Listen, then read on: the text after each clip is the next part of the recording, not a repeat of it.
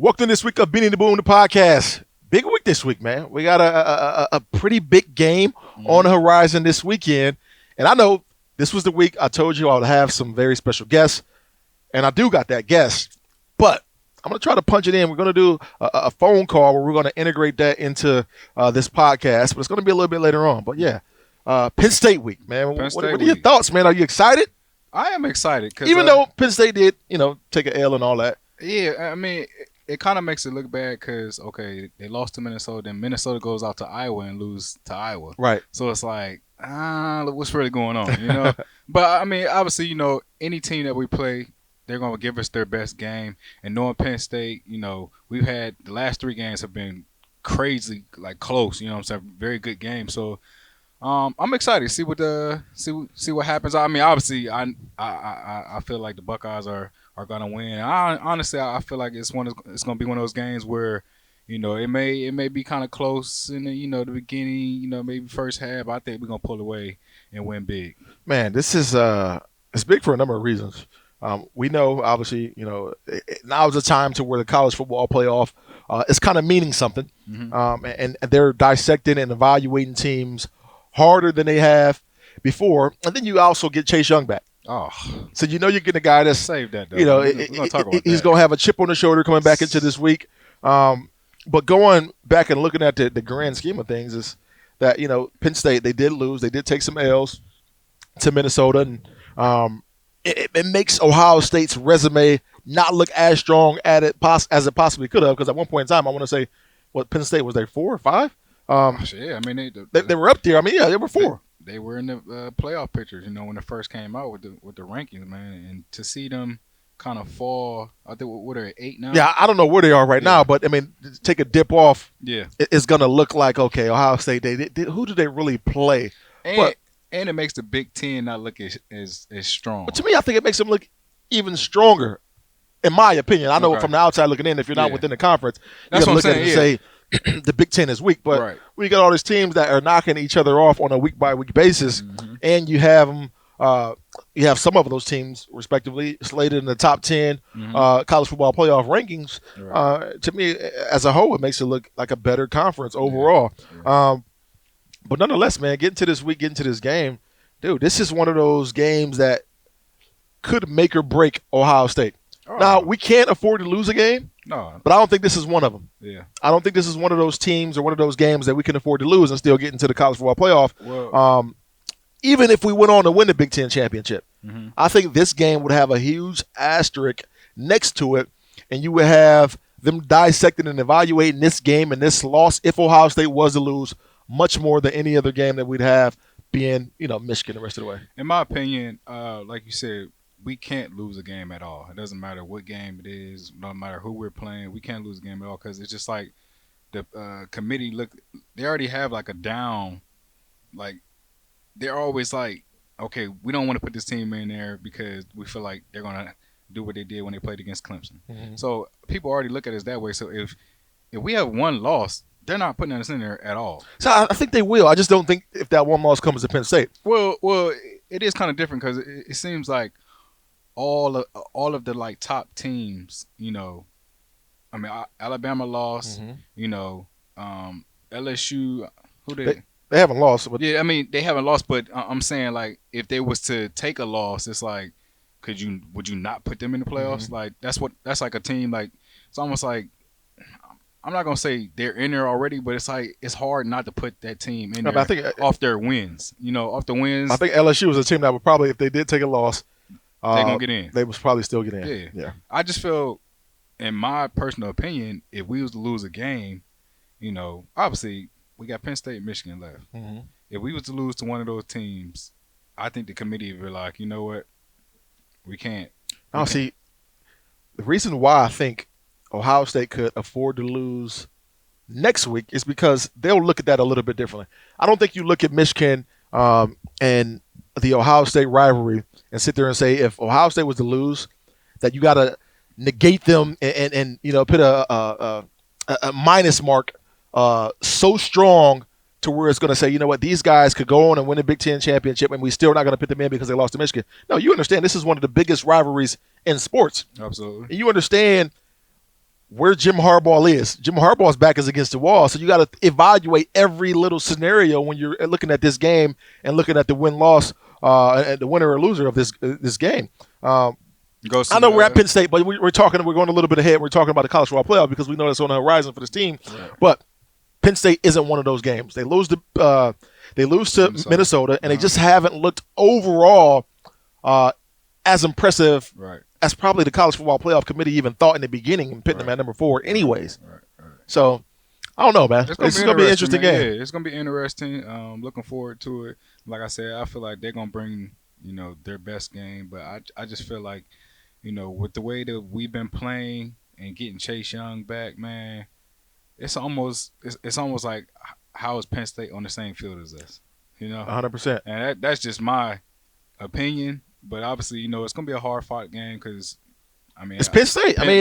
And they feel like they have something to prove, and we kind of spoiled the last couple games, the last couple years. If you want to be honest, what was it 2 years ago when Saquon was there? A couple years, his freshman year, ran wild, and they was beating us. I was actually at the game. It was freezing, and I ended up leaving. Spence, can you throw a headset on real quick? I'm sorry, man, I need you.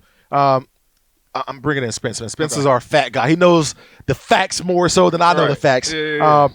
Is I really want to know what that scenario looks like with Penn State if they were to win out, beat Ohio State, and what's the likelihood of them getting to the Big Ten championship and possibly into the college football playoff? Okay. Well, and the thing is, if Ohio State wins, Ohio State's almost in the playoff, right? Because if they lose to Michigan, it wouldn't matter. They would still win the Big Ten, and it would be a one loss in Ohio State the way they've looked all year with long. the win over Penn State, the win over Wisconsin, the win over then ranked Michigan State. I think they'd be in regardless, and the win over Cincinnati, which looks better every week. Right. If Penn State wins, it's going to be really hairy for Ohio State because if Ohio State, then Penn State wins the Big Ten East, and Ohio State's out of the Big Ten. Yes, that's how it looks. That's the question I had. All Penn State has to do after that is beat Rutgers. Right. So beat Rutgers, go to the Big Ten championship, potentially win the Big Ten championship, and Penn State's in. They're not going to leave the Big Ten champ out like that with one loss, especially with all the other teams behind it with one loss. Oklahoma's got one loss. Alabama's got a loss. It just wouldn't make sense. So with this scenario, though, I really wonder, could we be looking at a situation to where, and do you think it ever happen? And I want the answer from both of you guys, where the playoff has two Big Ten teams. You think they'll ever take two Big Ten teams? Well, it could have happened if Penn State had beaten Minnesota, and this was an undefeated 10-0 versus 10-0. Okay, got you. Penn State would probably have to beat Ohio State. Ohio State would have one loss and maybe get the 4 seed, while Penn State's like the 1 or the 2 seed. Do you know what I mean? Right. Like, if Ohio State beat Penn State when Penn State was undefeated, Penn State probably would have had a harder time getting in. Right. But it's Ohio State. Exactly. They say the brands don't matter, but they absolutely matter. The first year of the playoff, TCU, Baylor, Ohio State, who went in? Yeah, but my thing is, man, if this game goes down to the wire, it's a nail biter. We're talking about a fourth quarter matchup to where, it's coming down to the final 2 minutes of the game. Penn State pulls it out. They won't. Yeah, I don't think they will, but I'm playing devil's advocate here. I'm giving a bunch of different scenarios for the sake of the playoff committee. Right. Penn State pulls it out. All right, they go on to the Big Ten championship. They win the entire Big Ten. Mm-hmm. You got Ohio State there that looked impressive all year long. You lost in the final 2 minutes of the game, and you go out, you destroy Michigan, and now you're just sitting and waiting in this situation. But you have the exact same problem as Alabama does then. Well, no. They get to play, because Ohio State would get to play Michigan, just like Alabama would get to play Auburn. Neither of them would get to go to their championship game. The big deal with Alabama is, if you're smart and you're the playoff committee, how much do you evaluate and you look at them and say, you know what, they don't have their best player. So we're not going to put them in there because their best player is out. With Ohio State, if we take a loss, I don't think you're running into that issue because we still have all our guys. Got all our weapons. Yeah, and I know you're playing devil's advocate, but I'm with Boom on this one. I don't think you're going to have to worry about that. That's why I got this line as fat as it is. Oh, man. So while we got you right here, we might as well talk about how we fared last week. You might not want to talk about it, Beanie. Yeah, I know, man. I know. It's your boy. How we fared last week with at BetDSI. At BetDSI.com. Check them out. Make your bets. Use promo code Beanie100. I wanted to get that out the way and tell me, how bad was it? You were 2-5. Oh, my gosh. Man, this is brutal right here, man. No. Hold on.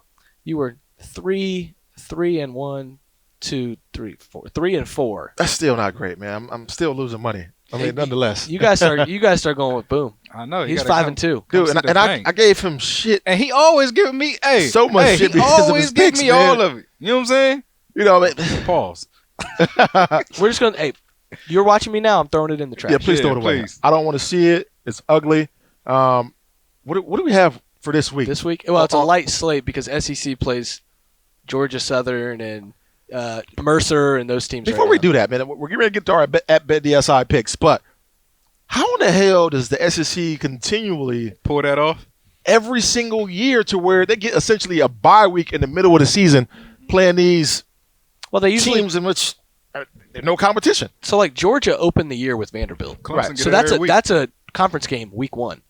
So instead of playing Florida Atlantic like Ohio State did, Right. Georgia just played their cupcake game later in the season because they played a conference game week 1. That's how they do it. They start their conference play, I think, like week 3, where Ohio State usually starts at week 4 or 5. Right. And so that's how it's different. But I hate that, though, because it's essentially you're getting a bye week. It's really You get a chance to strategic, get guys though. healthy. It's really strategic. I remember we did it a couple of years ago. I think, not a couple of years ago, when I was playing, I think in 2007, we may have played Kent State super late. I don't remember. And I remember we played Kent State super late, and this was a game in which I was banged up a little bit. I was having ankle injuries. Did I play? I think you were redshirted at the time. Oh, okay, 2007. all right, So I think you were redshirted. Okay, so okay, we were yeah. banged up. I was banged up, and nonetheless, we played Kent State, and I get 2 carries. I get out the game, and I'm chilling. But that's what this is for those guys. I mean, they get a chance to So do rest you their like players. that? No, I don't like it. I mean, I'm saying for well, if I'm playing, then that's what I'm saying. If Ohio State was in this situation, would you like that? well, I mean, I think I would if it was my team, and if I think it would be fair if it was across the board. So we're midway through the year, Well, or Clemson back get it. in through the year. Clemson gets this every week. In 2007, Ohio State played Kent State October 13th. Yeah. So it was a little later Yeah, than a little normal, later but than it normal. wasn't in November like these SEC Right, schools. exactly. I mean, that's what I hate about it. Unless it's standard across the board to where these guys are getting a break, a bye week, chance to rest people and get guys back healthy, why are we doing it at this point? And then I would be scared as a coach because you know how it is. Your level of competition drops when you're playing sucky teams because you know you're about to go out and dominate them. But anyways, nonetheless, man, where we at with our Bet DSI picks, man? And let me see how much money am I going to win and not give away this week. Beanie, you didn't even score a touchdown in that game. Come on, man. I did score a touchdown. You did? 2 carries, 14 yards, 1 tug. Wow. Pull it up, the box score. I remember my stats, man. It might be 2 for 15. You pull up the box score? Hey. I'm looking for it. That's one thing my dude does remember. He remember all his stats. I remember. I can't remember nothing. Say it again. 2007 Ohio State versus Kent State. Will's over there looking it up. I want to see if I'm probably played accurate. that game. I want to say 2 for 14 or 2 for 15 in a TD. Well, I'll give you these picks and then we'll get All the right. results. All right, cool. See if you nailed it. Well, he's got it right now. Dang, What what did fast. Yeah, he's got it. What do we got? Let's see where I'm at.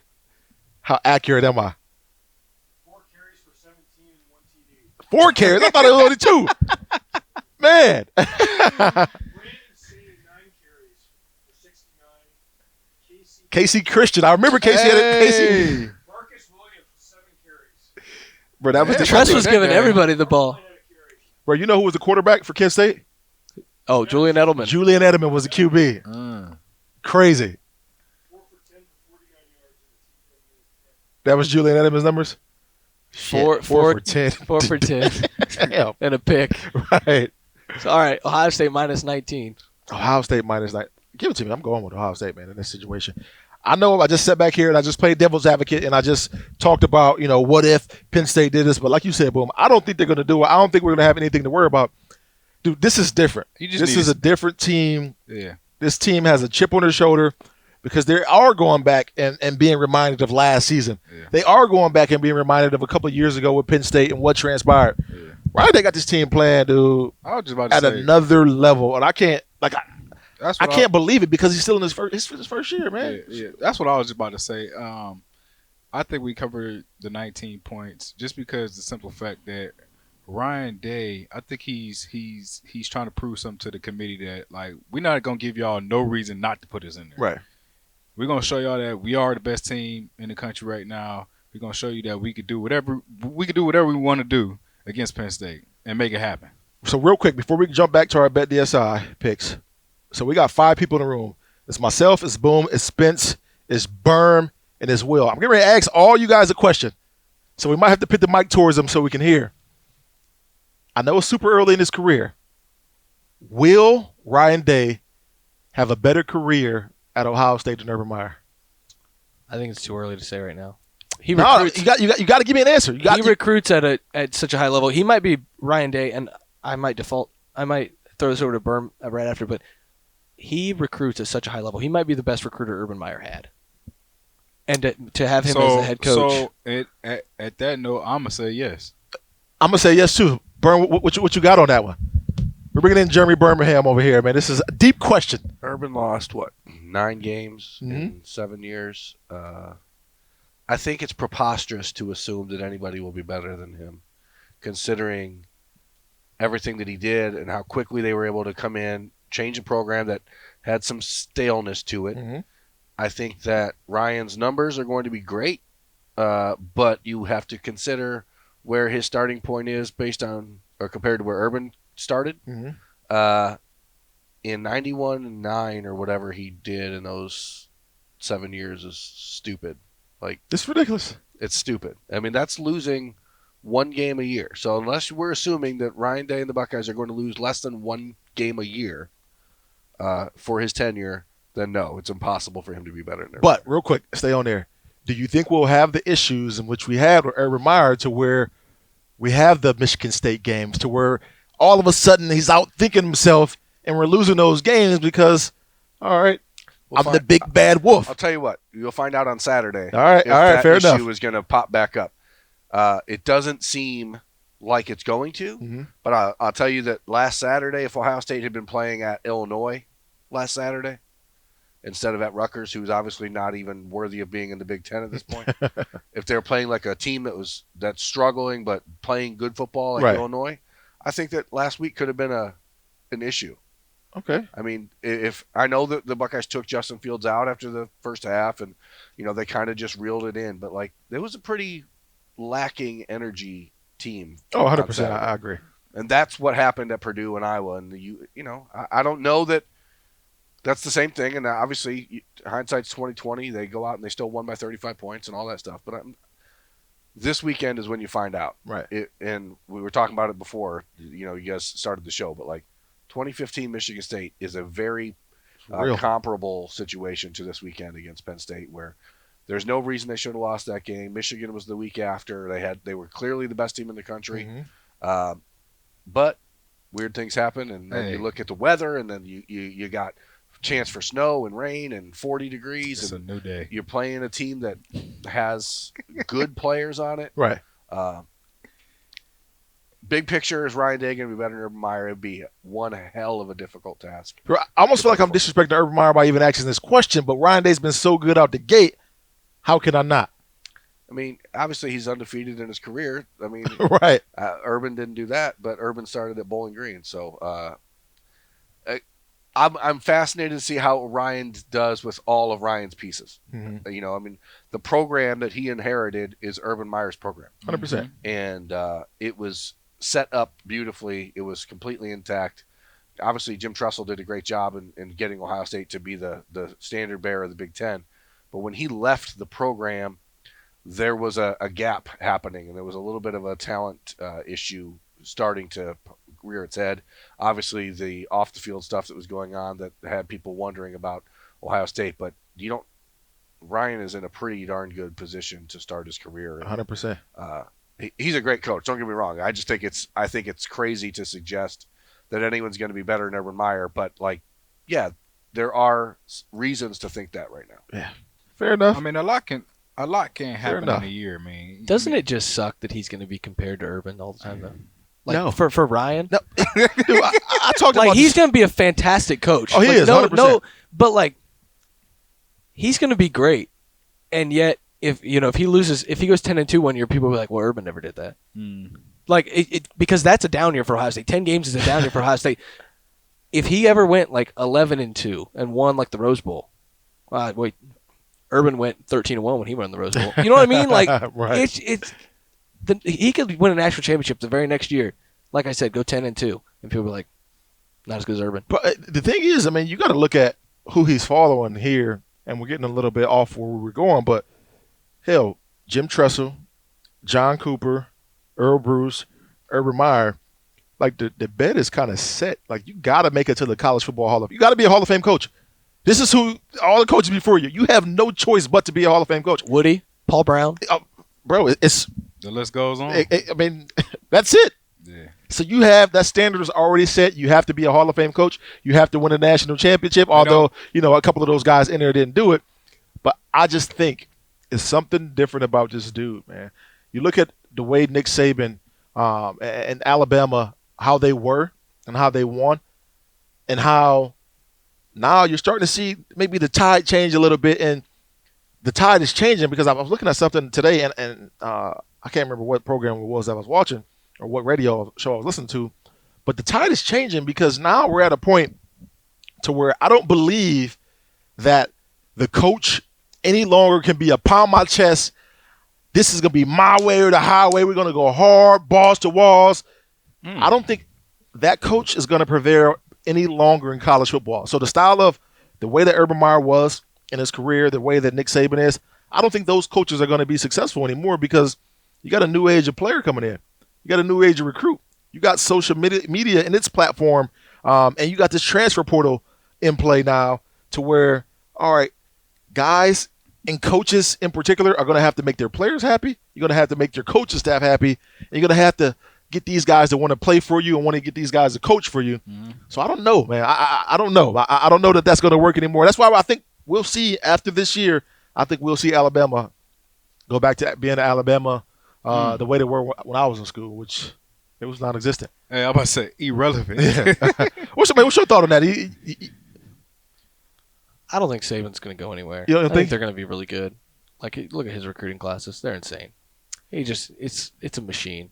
It's almost like Urban's program. He built it. Somebody's going to step in, and it's going to be. He's a great coach. I mean, you look at all the schools he's. I mean, except for when he was at Michigan State, I don't think they were. He beat the Buckeyes. Oh, they beat Ohio State. It was good as hell. They beat the best team in the country. I can't remember. Honestly. They beat one of the best teams in Ohio State history. Oh man, no doubt. 98 for sure. And then, I mean, he was at Kent State, and I don't even know what they did at Kent State, but Michigan State, LSU. Right. Yeah, I was going to say LSU. Nobody even remembers that he was with the Dolphins. Like, if I told somebody on the street right now, did you know Nick Saban coached the Dolphins? They'd be like, Did that ever they'd happen? be like, no, I didn't know that. Did he coach Toledo? He's coached Berm, Toledo. real quick, I want to get your take on that though, because I asked that question, and obviously you are a guy that is all over recruiting. Do you think that those days are over for Nick Saban and those style of coaches to where they're able to go out and land big recruits and win a bunch of the national championships? Or do you think, all right, man, it's worked for this long, it's going to continue?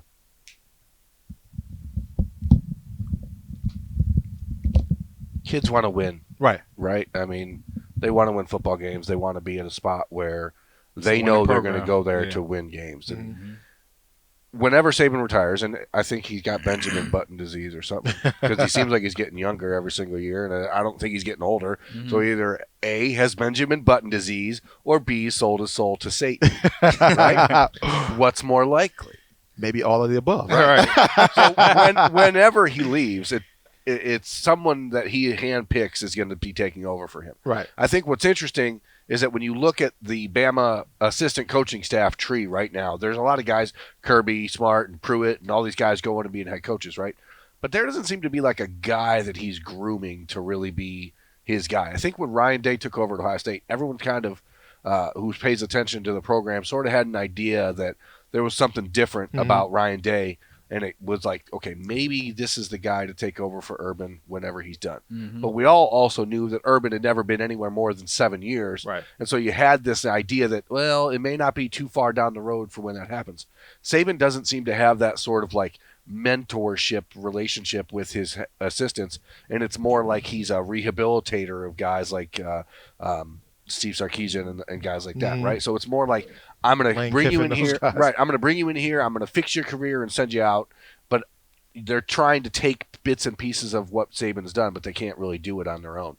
But, you know, who takes over for him is more important than what, you know, if kids like that style. I mean, Right. Nobody likes to be told they're an asshole all day Yeah. long or like, you know, told they suck. And, you know, Ryan obviously is different than Urban in a lot of ways in the psychology of how he handles kids and, you know, the carrot or the stick and how you handle discipline and that sort of stuff. But who takes over for him is far more important than, is Bama going to continue that? Because if it's somebody that Saban handpicks and has taught and groomed, then I don't see why they would slow down. The SEC has clearly a pretty obvious way that they build programs on the recruiting side of things, and Bama is in a pretty good position. There's no reason to think that they're going to fall, especially as more and more programs and the name and image and likeness and that kind of stuff starts to push through.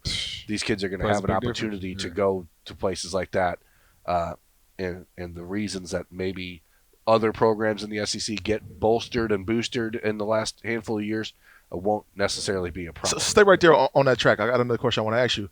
Like you talk about that NCAA rule where they're going to be able to make money off their name and likeness.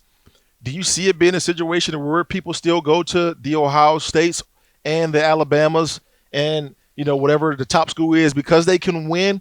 Or now do you see this thing opening up even more further because now we're going to see people going back to SMU because they have the money to be able to get this kid some marketing money? Well, you go where you're going to be able to win because where you win is where the most money is going to be. So, Ohio State and Alabama and Texas and USC, all these schools that are going to be they're going to be still at the top because they're the programs that have the biggest alumni base and the most influence. And I think where you do see that opportunity is like Texas A&M or someplace like that. Go to Stanford, right? Well, no, Stanford. Hey, you can be a sponsor for Google or whatever. But like you look at A&M. Let me think about these big oil dudes in Texas, right? Like, if you want to put your face on a oil rig for us, we'll give you this amount of money as long as you're at Texas A&M. We're not going to dive into all that. Like, I think that there's way too many rabbit holes that can go down in a negative way. But it's pretty clear that the programs that are the biggest and best programs now are going to capitalize the most on that because these kids have a much better opportunity to make money at those spots than they would elsewhere. Gotcha. All right, man. I know we jumped all over the place right there, man, and we even got off. I got a way to get you back on track to bet DSI. Oh yeah, please. You talked about players, coaches. Yes. Ryan Day being a players coach. Absolutely. The top three coaches in the Big Ten right now: James Franklin, Jim Harbaugh, and Ryan Day. All three players coaches. Yeah. They're all three players coaches. Speaking of Jim Harbaugh, Michigan's a 9.5-point favorite against Indiana this week on the road. Shea Patterson already kind of dismissed this Indiana game. Said that they know they got Indiana on the road, but they're looking forward to Ohio State. So, oh my gosh, Indiana will beat them. You got Indiana just in the upset. I was thinking about it. I'm not going to go that far. I think they cover that though. I think Indiana covers as well. I'm not going to go as far as upset. I wouldn't be surprised if it does happen. Yeah, I'm only saying that because ever since we whooped them pretty bad, Indiana's been playing pretty good overall. And I just think with players talking how they're talking, they're looking ahead. Like, why the hell is Shea Patterson even saying anything at all? Right. That's my thing. Yeah, he said it though. It was on video. It wasn't like a quote that I saw maybe somebody made up. No, when you have that mindset, bro, and if a team come out ready to play, bro, you will get rolled over. You know Indiana. You know Indiana's seen that. We didn't have some games like that where we, shoot, Ohio State, Purdue, games like that. You like, I'm looking past that. I didn't. Shut up. Not me. He scored a touchdown on Kent State. Remember? Yeah. But y'all get the big picture, man. That's why I'm taking Indiana. All right. There's like I said, not a lot of good games. Texas A&M at Georgia. Georgia's a 13.5-point favorite. Oh man. They're not gonna cover that. I think they're gonna win, but I don't think they cover that. I don't think they cover either. I do think they win the game. Although, man, I still got issues, man, with Texas A&M head coach. I just don't know about Jimbo, man. I don't know what happens there down the line or what. But Jimbo, I don't know. Last game, Baylor is a 5.5-point favorite against Texas. Oh yeah, Texas Tom is struggling, man. I like that. Give me Baylor in that situation, man. Baylor's rolling. Looking good. They rolling right now. Baylor been looking good. Yeah. I'll take that one, man. So make those bets. We make them at betdsi.com. Check them out. Use promo code Beanie100. Baylor should be undefeated, man. They struck out against Oklahoma in the second half. Yeah. Man, they're up so big. Bro, that was a crazy game too. Speaking of that, Oklahoma, watching them come back and what was the score? What was the score at halftime? The largest lead. It was 31-10 at one point. It was 28-3 though. 28-3. So I saw something where 28-3 is like the worst the worst the Patriots amount to be up in a game if you're winning, because whoever's up, whoever is Falcons. Atlanta was beating. Yeah, exactly. Yeah. The Falcons, it was somebody else too. That was the third one. I can't remember what There it was was. a third one, Yeah. but teams are coming Oh, back. Michigan State, Illinois. Was that what it Oh, was? Yeah, it was yeah, Michigan yeah, State, yeah, Illinois. yeah, Michigan State was at 28-3. 28-3, bro. I don't ever want to see those numbers if I'm coaching a team and I'm up that much, man. Hey, I'm going in the locker room like, look now. I might just go for like 2 or something like Right. that, man, just so I can, escape being in that 28-point mark. Right, man. Hey, I know we still talking about college football, man. I want to get your opinion on, obviously, Tua had a very, very bad injury, this past weekend. Right. And, he's a guy who has the opportunity to, go to the next level right now. He's in a tough position. If you were in his position though, would you, get healthy, come back and play another year, or would you sit out, get healthy, and then go ahead and enter the draft? No, I mean, I think you got to look at it like, okay, you're Tua. You've came out. You've won a bunch of games for Alabama. You've, looked like the best quarterback to ever come through the University of Alabama, and I don't know how long. Yeah. What do you have left to prove? This situation is probably going to hurt his draft stock. He's probably going to be, I don't know, maybe second or third quarterback taken. I still think he goes in the first round, without question. So if you're a GM and you have a mid first round, late first round, I would still take him at the top of the first round if I'm a GM, honestly. yeah. I really would. I mean, What I really like about him, man, dude is he's a player, he's a winner, and obviously we saw that the dude is tough. yeah, he's a tough competitor. But But that's what you want. and also, but you got to consider, all right, if I'm a GM, I'm making a decision, how much money is Yeah, going to be yeah. slotted in that Right. situation. But when you really look at it nowadays in the first round, if you're paying a quarterback, let's say they wait, your number one overall pick and you get, I don't know, what, $28-30 million guaranteed, that still isn't a bunch in terms of quarterback standards in the league, because that's his entire contract right there. Yeah. So I would still take him early enough. You're going to want to be able to, say that, okay, what are these injuries that you had, and what am I going to be able to do to put in place for you to stay healthy? Because you look at his career, every year that he's been a starting quarterback, he's been banged up. He's had to have surgeries. Now, I don't even think he should have been playing last week anyway. I know Nick Saban said, he had no setbacks in the game versus LSU, but it was already a stretch for him to be able to play in that football game. I think would have been a smart thing to do is, all right, you sit him out this next one. Hey, you get all the way healthy, and then because we can win the rest of these games without you. Yeah. And then you come back to when we need you. Yeah. But now he's in a situation where, well, one, his draft stock is probably going to be dinged a little bit. Then two, Alabama's worse off than they were, because now let's say they go and run the table. I think the committee and people that are making the adjustments for them to get in that college football playoff are going to say, you know what, they don't have their best player, so how are they really going to fare? And then who's their backup quarterback? Right. We don't know. We don't know. You got Tua's little brother on the roster, but I don't think he's played much this year. I agree with you. In his position, I mean, you've proven everything that you need to prove. You won a national championship. You won all these awards. What else do you need to prove? Get healthy. Go make your money, man. Go make a You lot deserve of money. it. And people get so mad at players, college players, are saying, you know what, I don't want to play in these bowl games, or if I get banged up early on in the season, I want to, hang it up and take it all the way in. I mean, we go back and look at Nick Bosa. You look at Denzel Ward, who didn't play in a bowl game, Leonard Fournette, Christian McCaffrey. I mean, you look at so many of these guys across the board that, decided to not play in bowl games. If it ain't for the ring, man, I mean, for the national championship, what's the point? Exactly. Especially when you got these guys that are slated to go where they are. These guys all make millions of dollars. Yeah. At this point in time, there's a question mark with Tua. This is a hip injury. Yeah. That's something that's probably going to linger on. He's going to have that hip injury for the rest of his life. So You got to do the DAC, man. You know what I'm saying? right. But I just hate when people get mad at college players for doing what's best for them too. Yeah, that's why people are fans, man. They don't know the ins and outs, Right. the real grind, the realness about this business, man. It's a business, 100%. And you have to be smart and make smart decisions. So, yeah. Anything else about college football? Man, what else we got across the board? I mean, there's always so much to talk about with college football. Yeah, I know, but we kind of got off track, man. So that's why I'm like, anything major though. Spence? I wanted to get your thoughts on J.K. against Penn State's rush defense.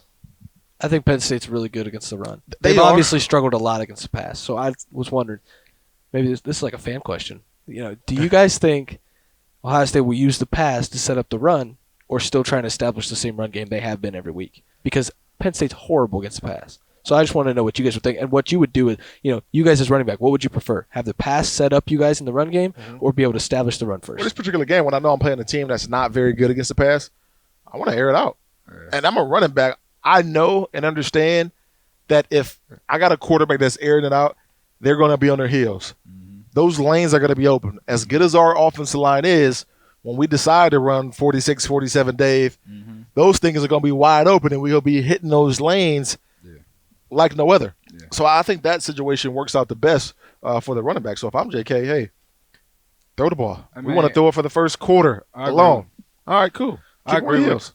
I would agree with Beanie, but at the same time, I just feel like whatever we do, I just feel like it's gonna work. That's just my opinion, because I just feel like Penn State hasn't played a team like Ohio State. I think we are a special team, and we're good at running the ball and passing the ball. So either way, if we want to start off running the ball, I think it's going to open up for the pass. If we want to start off throwing the ball, it's going to open up for the run. So either way, I feel like it's going to be, we're going to get the job done. Yeah, no, I agree too, man. That's pretty much it, man, for college football, man. Where you want to go with this, man? Man, a lot of craziness has happened. But I want to talk about this T-shirt, man. I got, man. What you got, man? What you got right there? I got this cool little T-shirt on, man.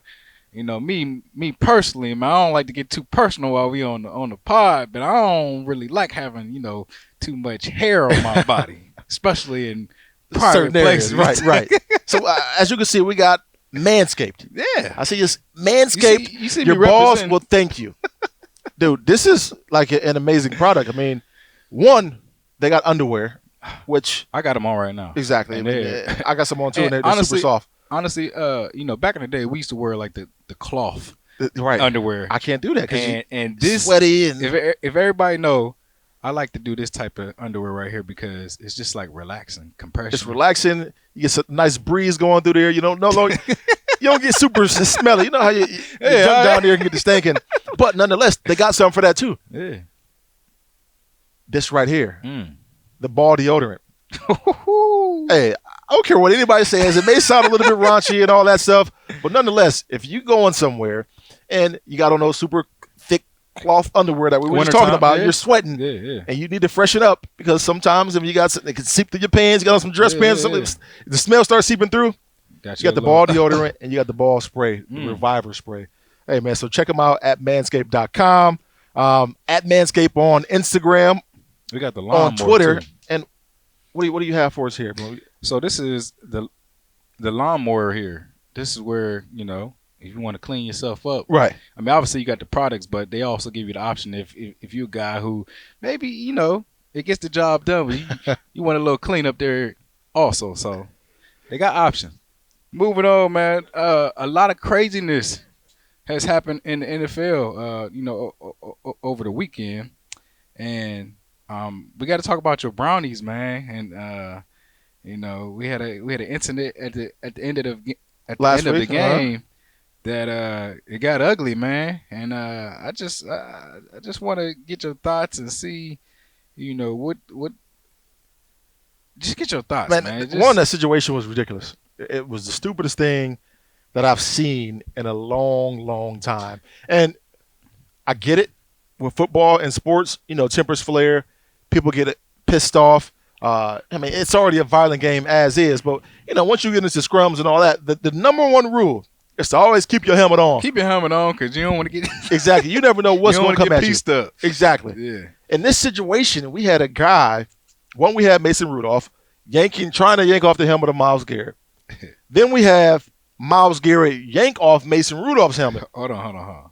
I got to back you up because it's not funny, but if you watch that video, he was on the ground. He literally picked this man up off the ground from his face mask. That man's strong, bro. Well, he is. But he was a number one draft pick and one of the all-world defensive ends for a reason. Yeah. But he rips off his helmet, and then you got Mason Rudolph. At this point, you got to know that you should not be charging nobody when you ain't got your helmet on. Exactly. Even if you can sit there and say, I'm trying to get my helmet back, whatever it is, don't go towards nobody that in which somebody else is holding him back as is. Mm. Because when you charging somebody and they're already pissed off, in my mind, you want to fight. Adrenaline is going. Everything's crazy. Exactly. I mean, obviously, you had a man at the bottom of the pile trying to rip your helmet off. No, you're trying to rip his helmet off. Yeah. And then he ripped yours off. I'm saying Rudolph was trying to rip his helmet off. Right. That's what kind of, in my opinion, that's what I think kind of started the whole thing. He pulls him up. He has one of Rudolph's linemen, trying to push him back. Miles obviously gets the helmet in his hand. Rudolph comes running there for more. And Myles Garrett, swings and hits him. And that's where I draw the line at. I mean, like I said, I get everything that's going on at that moment. I get, tempers are flared, but like, bro, like this he was wrong. I mean, you're dead wrong. I don't care. There's no excuse for that situation whatsoever. This is the NFL. This is a place in which we already are going back and forth with the powers that be about head injuries and concussions and the different ailments that people have outside of football once their careers are done. And here you are taking a helmet and swinging at somebody. Yeah. Like common sense tells you, like, bro, come on. I can do a bunch of different things, but swinging a helmet at somebody and trying to hit them and not an individual with another helmet on, it's like, come on, man, that shit's ridiculous. Yeah. Imagine if he would have just hit Mason Rudolph in the head, Mason Rudolph drops, and he's paralyzed. Yeah. I mean, now what? There are a lot of different things that could have happened, and Miles was completely wrong. It should have never happened. It shouldn't have even got to that point, right?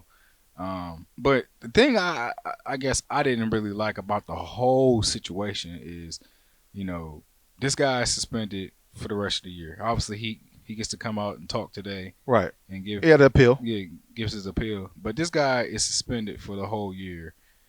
There were multiple players who were involved in the situation. And what I don't like is, Rudolph doesn't get anything. He got a fine. He got fined, but you get fined, but this guy, how does he not get suspended for no games at all? Right. I definitely believe he should have got suspended for some games. In my opinion, man, Myles Garrett should be done for the rest of the year. Oh, yeah. Don't get me wrong. There's no excuse for that whatsoever. Well, the NFL has to do that because if they don't suspend him for the rest of the year, and it may even go into next year. Now, that's where I draw the line. I don't think it should go into next year. I think it should be done at this season. I had 10 games. I think 10 games is completely fair because whether it's the rest of the season, the end of the season or not, I think it's. You're a Pittsburgh fan, though, right? No, I'm a Steelers fan, but at the same time, no, your opinion doesn't matter. Then. I spent 6. Your opinion doesn't matter. I spent 6 weeks in the Browns building last year. I was around Miles a lot. Yeah. Like that's not Miles. So the guy just got punched in the face by.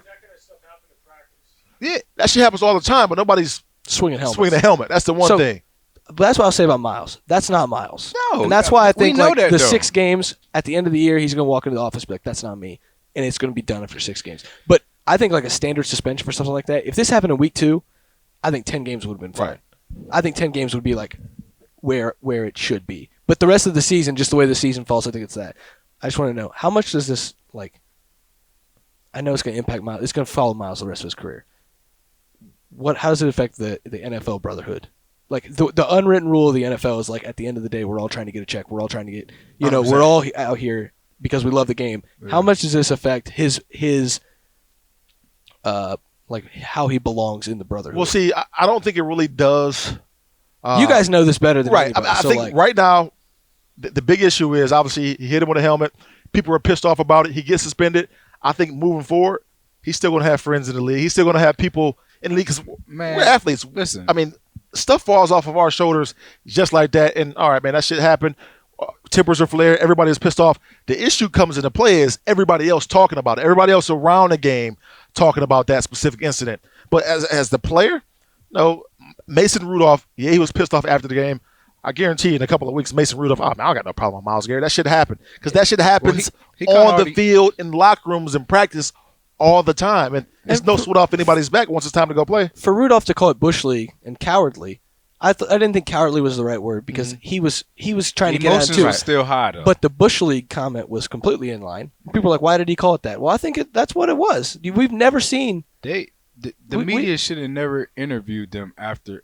Well, they got to. I mean, I think I they get have it, to. but they have- should've- They have always, to. at that always point. interview the starting quarterback. So Rudolph's talking whether They he gets shoulda hit waited, back from the though. helmet or not. They should have waited till Monday or something, or Friday. I mean, I don't think it was a bad interview. I mean, I think I'm not he gave saying his what- opinion at that point. I'm not saying it was a bad or good interview. I'm just saying with everything going on at the time, I think they just need to shut the whole thing No, down you to got to. everybody. I think This is the NFL. I mean, you're a Right. professional athlete. You got to be able to get beneath the surface, especially when something like this happens.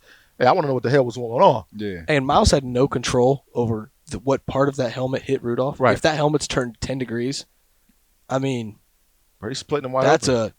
that's an ambulance ride on the field and everything. That's ugly. Yeah, but- That's real ugly. To answer the question, though, I don't think it affects Miles in terms of the on field and the players within the locker room, the players within other teams. But unfortunately, the way that the world is set up is going to follow him his entire career because you're always going to have people that talk about what happened then on that Thursday night game. And hell, this is the first time that we're looking at a situation that happened like this. Yeah, you can go back and look at the Bill Romanowski and all that extra stuff, but I don't think we remember Bill Romanowski taking off his helmet and splashing him down on the head. Yeah. So this is a situation of its first, and people aren't going to forget it. Just like people aren't going to. Well, I don't think people really forget some of the shit that Ndamukong Suh did. I remember he was playing the Green Bay Packers and Man, he just dude, stomped on a guy. people out, So man. people will never forget that, and that type of stuff will follow him forever. Yeah. He's yes, still in I the mean- league too, right? Yeah, I mean, he's irrelevant though, man. It's crazy. he's making like $10 million. I know he's making that money, but I'm saying you don't really hear too much about him. Like, you know, Ndamukong Suh is a good ass player still. It's probably like in his 10th year. it might be longer than that. Yeah, no, it's probably about 10 somewhere in there. But yeah, man, that situation was ridiculous. I think the league has handled it accordingly. I just don't want them to, Go start overboard. they go overboard. Don't start bringing filing charges and things like this. This is a situation that happened on field. He wasn't hurt any further, thank God. But you deal with it accordingly. Let the commissioner and everybody that makes the decisions figure out the punishment. Yeah, I agree. Another funny thing was Pouncey's interview after the game was just hilarious to me because they like, so yeah, Marcus, so what happened out there? He's like, oh, I don't know. I blacked out. I blacked out. So, do you think Myles Garrett should be suspended? Oh yeah, he should be suspended for the rest of the year. Dude, you just said you blacked out. How you remember anything? You blacked out. But he remember his quarterback getting hit. Right. Sure. You ain't forgetting that at all. But yeah, that's that situation, bro. I mean, Yeah. I thought it was ridiculous. I thought it was stupid. I know Myles Garrett thinks it was ridiculous and stupid. Yeah, I mean it was. I He mean, knows it's gonna fall on him and haunt him. people gotta remember Miles just got punched in the face by a fan. What was it, a couple weeks ago? Yeah. Yep. And he didn't retaliate then. So I mean, I think it was just a hot in the moment. I think we can move past this. You give him his games. You give him a fine, and hopefully him and Rudolph can make up. Maybe go get some eats or something. Right. Go grab a drink or something, man, and figure it out. But other than that, another big thing that was going on in the league, man, is this whole Kaepernick situation. This gets super ugly. Honestly, I know. I mean, because we're all kind of in a group message. I know that I think you know a lot more information than I do, because I'm kind of just tired of the whole. I'm tired of the whole I mean, thing. I think the bottom line, it boils down to Colin Kaepernick, quote unquote, had an opportunity to work out to the league, work out for a number of teams, a number of coaches.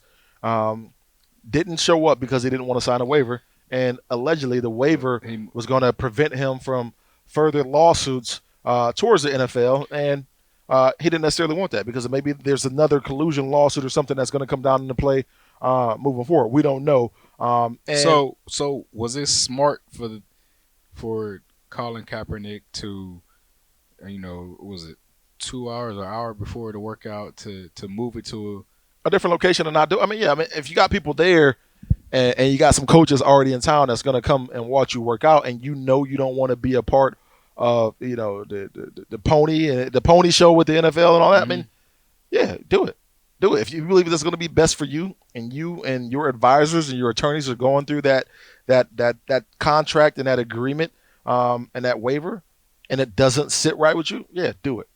Whenever you come to that common ground that you have to make a decision to where you're going to work out somewhere else, all right, so be it. And then who's to know that? Who's to say that the NFL was doing the right thing? Maybe the NFL was trying to do some undermined things and lock Colin Kaepernick up and make sure that he couldn't further sue them down the line. Yeah. Who knows? Yeah. But this situation, all right, two parties didn't agree. But one thing I do not agree with the entire scenario is why wasn't this thing? Why did? And this is what makes me question the NFL. Why did Colin Kaepernick just find out about the workout when Like 3 we days all before? found out about the workout? That's I mean, crazy. typically, all right, It do seem like it was maybe a little setup. right. But when most guys are getting workouts, a team calls you about a week in advance. Oh, Hey, we yeah. want to bring you in this day on a Tuesday. But to know a couple of days ahead of time, I think that's where the red flag comes into play. Anyways, is all right. You guys tell me 3 days ahead of time, and then you let the entire world know. Yeah. Like, what's that all about? And then this contract, well, not a contract. The but waiver. The waiver comes like what? Yeah, I mean, so it was a lot of red flags from the beginning. But nonetheless, he decided to work out elsewhere. I think that's what I mean. Hell, whatever team. So, but in the big picture things, if do you really think this guy really wants to play? I don't know, man. I really don't 'Cause know. in my opinion, this is just how I feel. I understand he's trying to stand for something. I understand that maybe some things didn't line up that how it was supposed to. But if this a guy that really wants to get back into the NFL, do what you got to do, man. Right. I mean, a lot of people say that. Yeah, do what you got to do. Go to the workout, sign a waiver, be I done. ain't, But if it doesn't align with whatever it is that you got set forth in your business entity, being yourself and moving forward, then I don't think you do anything that's going to compromise you. Yeah, but at this point, why? Okay, if it's about the waiver, Right. I guess my point is like, okay, if you're not working out there and you got 20, they said it was 25 teams there, you show up to the building and if there's waiver problems, I think that you guys figure that out while you're there. Well, I mean, I think it's something you got to figure out ahead of time. I don't think you get Yeah, there to the no. workout and say, all right, let's figure out this waiver process. What I'm saying is, okay, if you got 25 teams there, let them see all this. Like, okay, we're not agreeing on this because this They're is what employees of the problem is. NFL at the end of the day. I mean, the teams and the GMs and whoever, they're all under that shield. Yeah. So regardless of whatever, they got to do whatever the head of that shield's going to say. Like I said, man, it was a crazy There's situation. too many moving parts. There's too many unknowns. And then obviously you got the trust factor there with Colin Kaepernick not trusting the NFL and the NFL, ultimately going to do what's best for them. So it's too many different moving parts there that really have a detailed opinion when you don't have all the information. Yeah. So was that it though? What do you think mean? it's? I Think it's done for him? Yeah. I don't know. I mean, from everything that I've read, I didn't really get the chance to see the workout on YouTube. I saw a couple of passes that he threw. Yeah. He looked damn good. Yeah. But I mean, we know.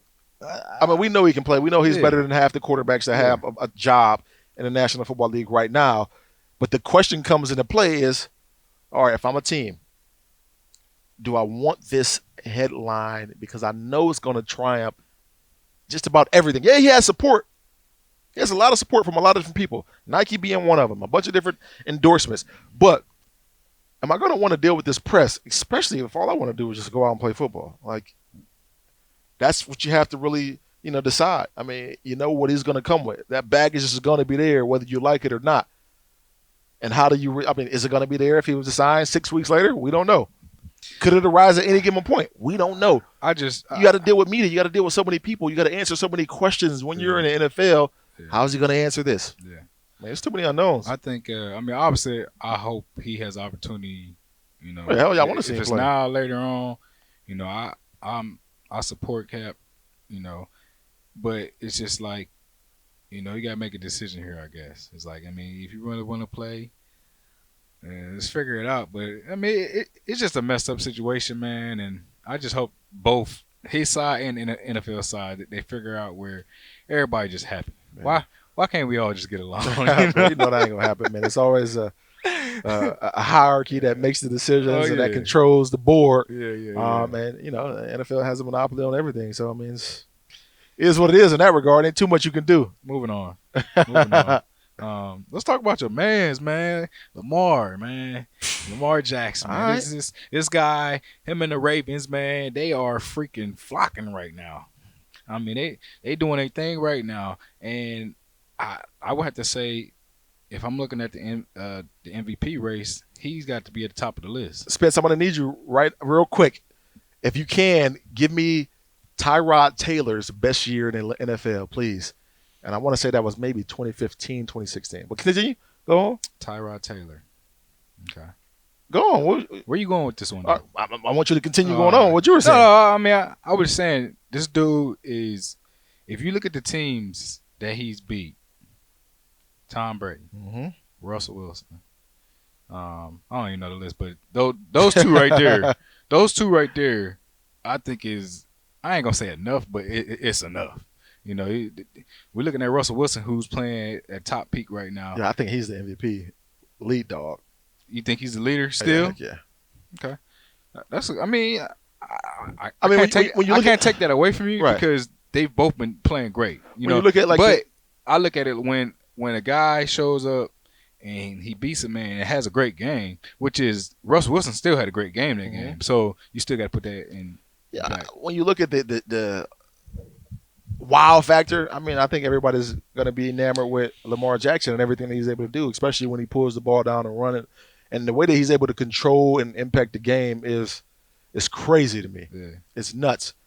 But when you go back and look at the numbers, I mean, his rushing numbers are going to be insane. I think he's on pace to run for 1,200 and some odd yards.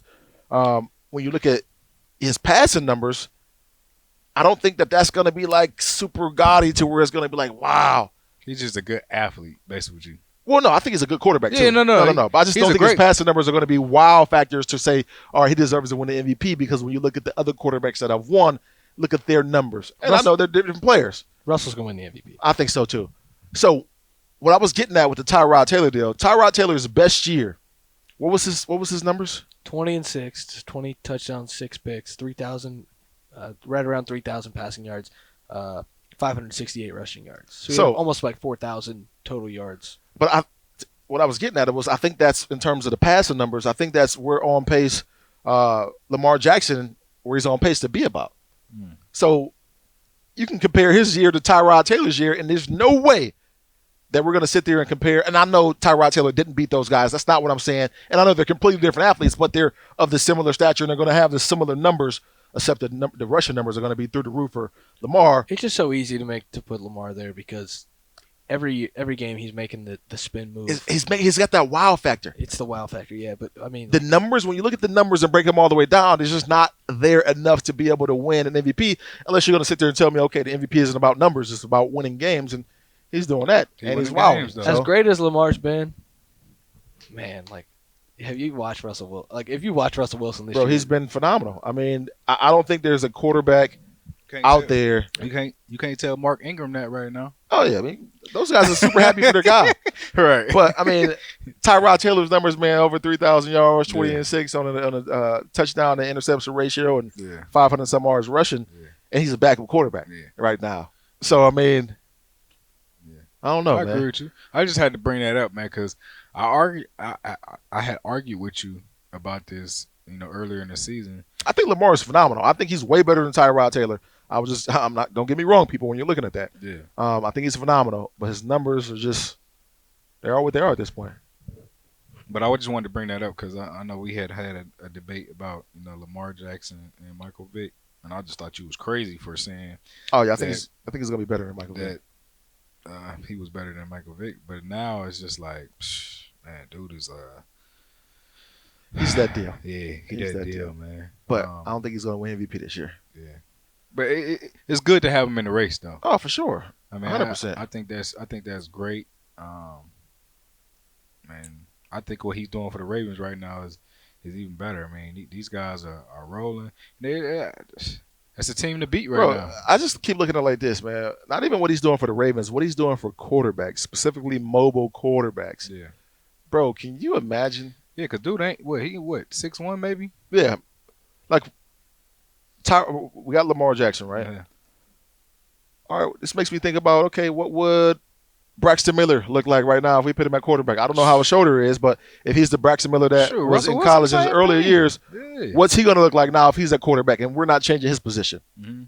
You go Brad Smith. What's he looking like at quarterback right now if we're not changing his position? Dennis Dixon. What's he looking like in the NFL if we're not talking about him just being a backup because he doesn't fit the mold of the quarterback in which they want in the National Football League? Pat White. What are we looking like right now? I mean, you got all these quarterbacks where the list just goes on and on and on that You these just made guys me- could have had completely different careers if you would have had a coach and a GM like they have in Baltimore that said, you know what? Forget the narrative. Forget status quo. I'm going to go with what my eyes say. And my eyes say this guy can win you some games because he's a damn good football player. But just as well as he was, all those other guys I just mentioned was. And I believe they can do the same thing. And now I love the fact that the narrative is changing in the league. But damn, some of the guys' careers are ruined or were never even able to get going in the National Football League because of that. Man, you talking about this just made me think about the kid for Kentucky. He went to my high school, Len Bolton. Yeah. This dude, plays wide. Well, in high school he played quarterback. Mm-hmm. Went to Kentucky, plays wide receiver. Their quarterback gets hurt. Now he's Kentucky's starting quarterback right now, and has been getting the job done. Which is I'm not saying that he'll play quarterback in the NFL. I mean, obviously he's a great athlete, but it's just crazy how you can almost put your best player on the team at quarterback. It's kind of like in high school too, and get the job done. I don't know why for so long the NFL was saying that shit wouldn't work with a quarterback that's running and you're worried about the door. No, it works. It gives you more options. Yeah, I mean, you go back and look at Colin Kaepernick. Speaking of him, Yeah. look at where he was in 2014 when he first burst into the scene. Yeah. It works. He went to the Super Bowl. Yeah. Now And probably the wheels came falling off shortly thereafter. With the coaching change and all those issues. Mm-hmm. But nonetheless, that shit works. Yeah. It's funny that you say that because I literally saw the Ravens running an option with Lamar. Eric Crouch is another one of them. They wanted to move him to receiver. My bad. Yeah, no, But yeah, another one of those guys that can run his ass off and pass good enough. Yeah, but I seen the Ravens running a freaking option with Lamar Jackson. Heisman package. And Yeah. it's crazy. RG3 and Mark Ingram, man. Yeah, it's crazy. But yeah, man, before we get out of here, we got to bring up something. We got to I bring hope up you something. bringing up what I think We're bringing up the GOAT, There you go. You bring up the same thing there. LeBron James. No, he need to change his name to Mr. Triple Double. King Triple Double. LeBron, the Beast James. When it's all said and done, man, I don't know how people are just when he retires, I really wonder how people are going to value and miss him. I really do, because what we're seeing right now, where he's in a 17th, 18th year, is nothing short of amazing. And now you got another guy that he can kind of defer to. But what LeBron did, he just went out and got another triple-double. But that triple-double is special because it was versus another team, and the other team being, I don't know whoever the team was, but nonetheless, what I'm trying to say is that he got a triple-double versus everybody in the NBA. Every other team. Nobody's ever done it. Come on, man. That is like unreal, bro. That's like a running back rushing for over 100 yards on every team in the NFL. Like, it's ridiculous, man. Dude is amazing, man. He is. I'm just glad that I was in this generation to witness it. To witness it. I appreciate it. from high school, well, right. you probably witnessed from elementary to but shout out to you, GOAT, man. Straight up, man. Straight Salute. up from hats off. From Akron, Ohio to LA, baby. We support you, dog. 100%, man. Well, for sure. That's a wrap on the show, man. That's a wrap on Beanie and Boom, man. I appreciate you guys tuning in, checking us out. It's a big week this week. Again, Penn State, but also, again, at manscaped.com. Check them out. Get the ball deodorant. Get the Revival spray. Get some of these comfy underwear. Allows a cool breeze to come in. And make your bets at betdsi.com. Use promo code Beanie100. Peace out. Thanks for watching. Subscribe below to get the latest videos from Lettermen Row. We got Letterman Live, we've got the practice report, we got rapid reaction. Hey, and we got Buck IQ with Zach Bourne. For sure. We got recruiting breakdowns with Berm. We got whatever you need. Ohio State football and Ohio State athletics, we've got you covered here at Lettermen Row.